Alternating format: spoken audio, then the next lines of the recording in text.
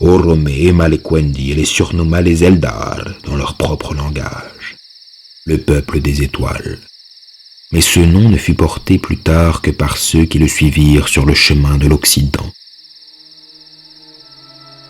Mais un grand nombre des Kwendi fut pris de terreur à sa venue, et ce fut l'œuvre de Melkor. En effet, les sages découvrirent plus tard que Melkor, toujours aux aguets, avait été le premier à apprendre la venue des elfes et leur avait envoyé des ombres et des esprits malins pour les guetter et les espionner.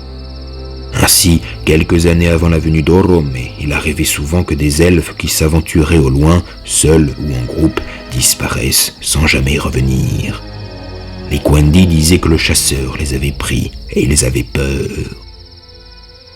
Et les plus vieux chants des elfes, dont la mémoire de ceux de l'Ouest garde encore l'écho, racontent les ombres qu'on voyait sur les hauteurs près de Cuivienen, ou qui brusquement occultaient les étoiles, ou le cavalier noir sur son cheval furieux qui poursuivait les isolés pour les prendre et les dévorer. En vérité, Melkor avait beaucoup de haine et de crainte pour les chevauchés d'Orome. Ou bien il envoyait ses sinistres serviteurs sous forme de cavaliers, ou bien il propageait des rumeurs pour que les Kwendi, s'ils rencontraient jamais Orome, se détournassent de lui. C'est pourquoi le jour où Nahar est né, quand Orome les découvrit, certains des Kwendi se cachèrent, d'autres s'enfuirent et disparurent. Mais ceux qui eurent le courage de rester comprirent bien vite que le grand chevalier n'était pas une créature des ténèbres, car la lumière d'Aman était sur son visage, et les plus nobles des elfes vinrent à ses côtés. On sait peu de choses avec certitude sur les malheureux qui furent ensorcelés par Melkor. Qui, en effet, parmi les vivants est descendu dans les profondeurs d'Autumno? Qui a pu assister aux noires assemblées de Melkor?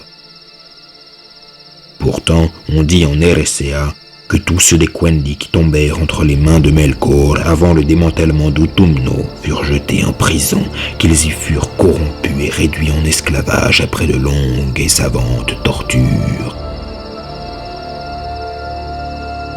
Et c'est ainsi que Melkor créa la race hideuse des orques, dans sa haine jalouse des elfes dont ils furent ensuite les ennemis les plus féroces. Les orques étaient vraiment vivants et se multipliaient comme les enfants d'Ilúvatar, alors que Melkor, depuis sa rébellion d'avant le commencement du monde, pendant Ainulindale, ne pouvait plus rien créer qui ait une vie propre, ni même une apparence de vie. Voilà ce que disent les sages. Au plus profond de leur âme noire, les orques haïssaient en retour le maître qu'elles servaient par peur et qui ne leur apportait que souffrance. Ce fut peut-être l'acte le plus vil de Melkor, celui qui le rendit le plus détestable à Ilúvatar.